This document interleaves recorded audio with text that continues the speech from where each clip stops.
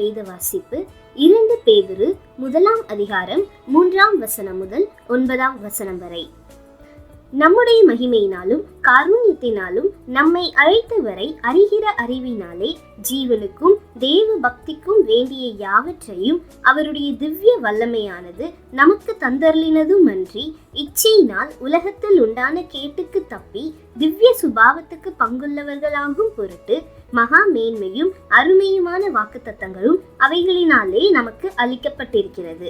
இப்படி இருக்க நீங்கள் அதிக ஜாக்கிரதை உள்ளவர்களாய் உங்கள் விசுவாசத்தோடே தைரியத்தையும், தைரியத்தோடே ஞானத்தையும், ஞானத்தோடே இச்சை அடக்கத்தையும், இச்சை அடக்கத்தோடே பொறுமையையும், பொறுமையோடே தேவ பக்தியையும், தேவ பக்தியோடே சகோதர சிநேகத்தையும், சகோதர சிநேகத்தோடே அன்பையும் கூட்டி வழங்குங்கள்.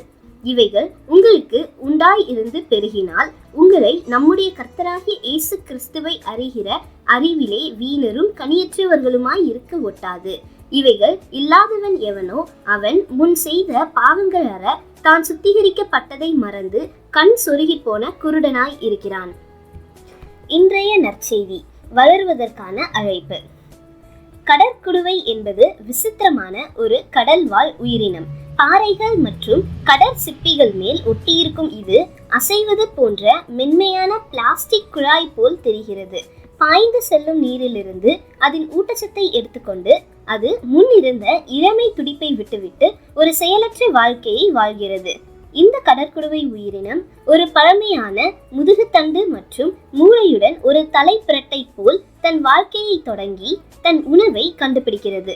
தன் இளம் பிராயத்தில் அது கடலை ஆராய்வதில் தனது நாட்களை கழிக்கிறது. ஆனால் முதிர்ச்சி அடையும் போது ஏதோ நடக்கிறது. அது ஒரு பாறையில் குடியேறி அது ஆராய்வதையும் வளர்வதையும் நிறுத்திக் கொள்கிறது. ஒரு பயங்கரமான திருப்பத்தில் அது அதன் சொந்த மூளையை உண்டு ஜீரணிக்கின்றது. முதுகெலும்பில்லாத, சிந்திக்க முடியாத, ஒளிர்கின்ற மின்னோட்டத்துடன் செயலற்ற முறையில் நிற்கிறது. இந்த கடற்குடுவை விதியை பின்பற்ற வேண்டாம் என்று அப்போஸ்தலர் பேதுரு நம்மை ஊக்குவிக்கிறார். தேவனுடைய சுபாவங்களை தரித்துக் கொள்வதே நமக்கான முதிர்ச்சி. நீங்களும் நானும் வளர அழைக்கப்பட்டுள்ளோம்.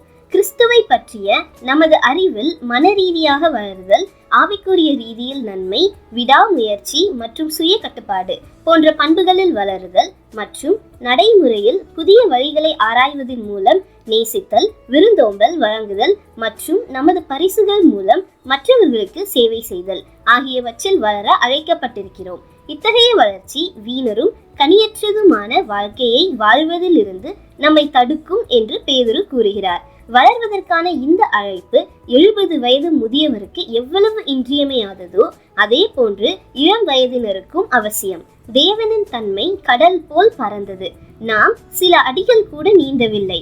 அவரது முடிவில்லாத தன்மையை ஆராயுங்கள். புதிய ஆவிக்குரிய சாகசங்களை மேற்கொள்ளுங்கள். படியுங்கள், சேவை செய்யுங்கள், துணிந்து முயற்சி செய்யுங்கள், வளருங்கள்.